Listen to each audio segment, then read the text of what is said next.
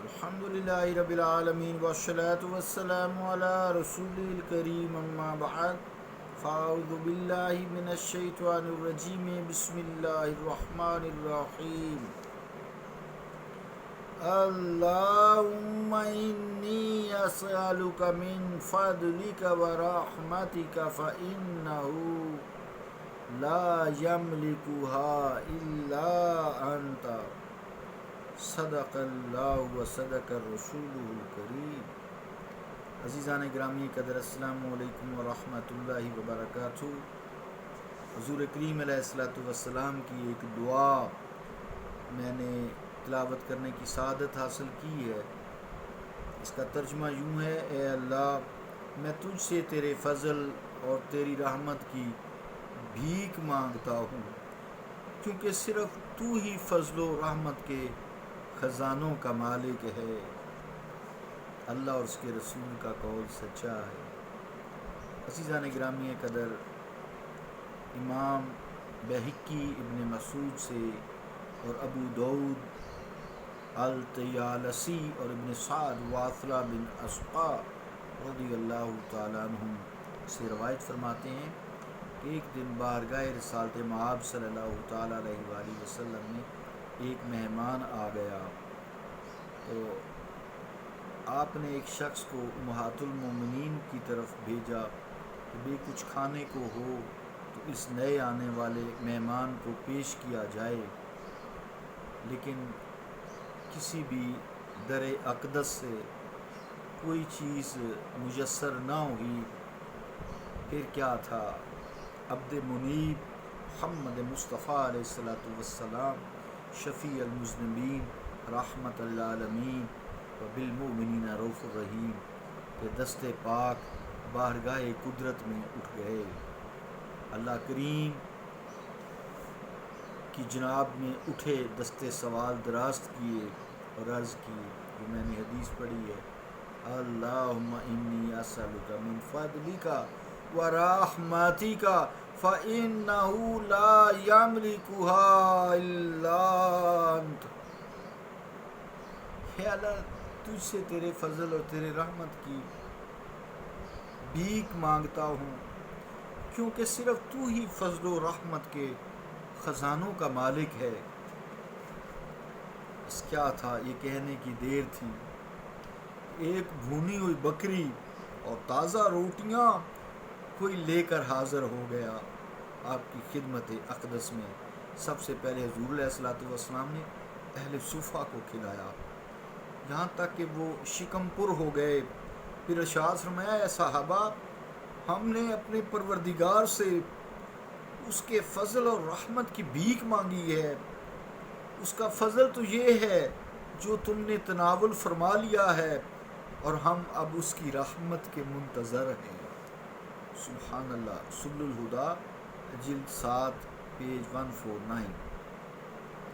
عزیزان گرامی قدر، ابن سعد اور دارقطنی نے اس روایت کو درست فرمایا، اور ابو حازم عوف بن عبد الحارث کہتے ہیں کہ میں نے سہل بن سعد رضی اللہ تعالیٰ عنہ سے پوچھا، کیا عہد رسالت پناہ صلی اللہ علیہ وآلہ وسلم میں چھاننی کا رواج تھا؟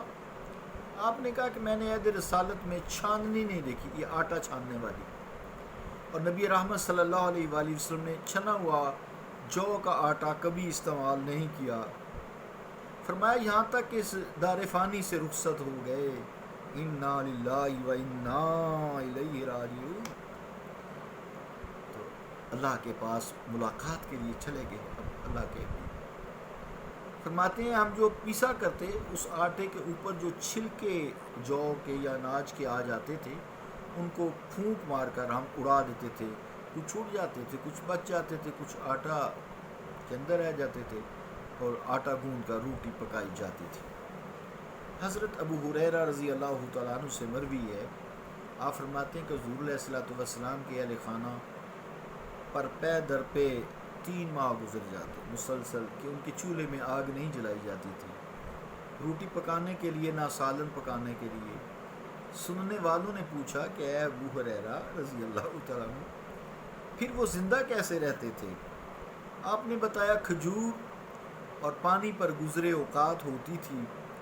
نیز جو انصار میں سے بعض گھرانے ان کے پڑوسی تھے صلی اللہ علیہ وسلم، آپ کے جو پڑوسی تھے، اللہ تعالیٰ ان کو جزائے خیر دے، وہ اپنی شیردار اونٹنیوں کا دودھ ارسال فرمایا کرتے تھے بارگاہ رسالت۔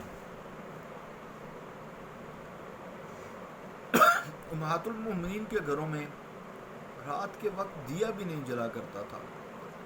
حضرت جریری رحمۃ اللہ علیہ فرماتے ہیں کہ مجھے یہ خبر ملی کہ ایک روز اللہ کے محبوب رسول اللہ صلی اللہ علیہ وآلہ وسلم اپنے ایک صحابی کے ساتھ بیٹھے تھے۔ اسی اثناء میں حضور علیہ الصلوۃ والسلام نے اپنے پیٹ کو دبایا۔ اس صحابی نے عرض کی، یا رسول اللہ صلی اللہ علیہ وآلہ وسلم، میرے ماں اور باپ آپ پر قربان ہوں، کیا پیٹ میں کوئی تکلیف ہے جس لیے آپ دبا رہے ہیں؟ فرمایا نہیں، میں بھوک کی وجہ سے ایسا کر رہا ہوں۔ وہ صحابی اسی وقت اٹھ کھڑے ہوئے اور انصار کے ایک باغ میں گئے۔ دیکھا ایک انصاری ڈول نکال نکال کر اپنے باغ کے درختوں کو پانی دے رہا ہے۔ اس صحابی نے اس انصاری سے عرض کیا کہ کیا آپ کو یہ بات منظور ہے کہ میں تمہارے باغ کی آب پاشی کر دوں اور تم ہر ڈول کے بدلے ایک اچھی قسم کی کھجور مجھے دے دو؟ انہوں نے کہا مجھے منظور ہے۔ چنانچہ اس صحابی نے اپنی چادر اتار کر رکھ دی اور پھر ڈول نکال نکال کر پانی دینا شروع کر دیا۔ وہ صحابی بڑے طاقتور تھے۔ کچھ دیر جب جوش و خروش سے ڈول نکالتے رہے، آپ کا سانس پھول گیا، جوش جو تھا اور سانس پھول گیا، رک گیا۔ پھر انہوں نے اس باغ والے کے یعنی مالک کو کہا کہ اب مجھے کھجوریں گن دو۔ جب وہ کھجوریں گنی گئیں تو رطل یعنی تقریباً آدھ سیر ہوتا ہے، آدھ کلو کہہ لیں، اس کے برابر تھی۔ وہ لے کر بارگاہ رسالت میں حاضر ہوئے اور حضور علیہ الصلوۃ والسلام کے قدموں میں ڈھیر کر دی۔ حضور علیہ الصلوۃ والسلام ان کھجوروں سے مٹھی بھرتے اور حکم دیتے، اذهبوا بها الى فلانا، یہ فلاں خاتون کو پہنچا دو۔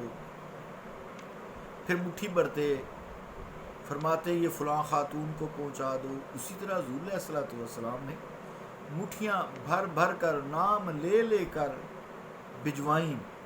بھجواتے رہے۔ وہ صحابی جو کھجوریں لے کر حاضر ہوئے دیکھ کر بڑے حیران ہو گئے کہ حضور علیہ الصلوۃ والسلام مٹھیاں بھر بھر کر کھجوریں دے رہے ہیں اور کھجوریں ویسی کی ویسی ہی رکھی ہیں، ان میں کوئی کمی محسوس نہیں ہوتی تھی۔ انہوں نے عرض کی، یا رسول اللہ صلی اللہ علیہ وآلہ وسلم، آپ مٹھیاں بھر بھر کر دے رہے ہیں اور یہ کھجوریں ویسی کی ویسی ہی پڑی ہیں، ان میں کوئی فرق نہیں پڑا، اتنی کی اتنی ہیں۔ حضور علیہ الصلوۃ والسلام نے فرمایا، اے صحابی، کیا یہ تم نے آیت نہیں پڑھی؟ تم یہ آیت نہیں پڑھا کرتے؟ میں نے عرض کی، یا رسول اللہ صلی اللہ علیہ وسلم کون سی آیت؟ فرمایا اللہ تعالیٰ کا ارشاد ہے، وَمَا أَنفَقْتُم مِّن شَيْءٍ فَهُوَ يُخْلِفُهُ وَمَا أَنفَقْتُم مِّن شَيْءٍ فَهُوَ يُخْلِفُهُ وَهُوَ خَيْرُ الرَّازِقِينَ۔ جو چیز تم خرچ کرتے ہو تو اس کی جگہ وہ اور دے دیتا ہے، وہ بہترین رزق دینے والا ہے۔ یعنی جتنا میں دے رہا ہوں اور ڈال دیتا ہوں۔ غیب سے مدد ہوتی ہے، اس لیے حضور جو بھی شخص اللہ تعالیٰ کی بارگاہ میں اس کے راستے میں خرچ کرے گا، اللہ اس کو اور دے دیتا ہے۔ اللہ رب العالمین ہمیں اپنی راہ میں خرچ کرنے کی توفیق عطا فرمائے۔ صلی اللہ تعالیٰ علی رسول خیر خلقہ محمد وعلی آلہ وصحبہ اجمعین برحمتک یا ارحم الراحمین۔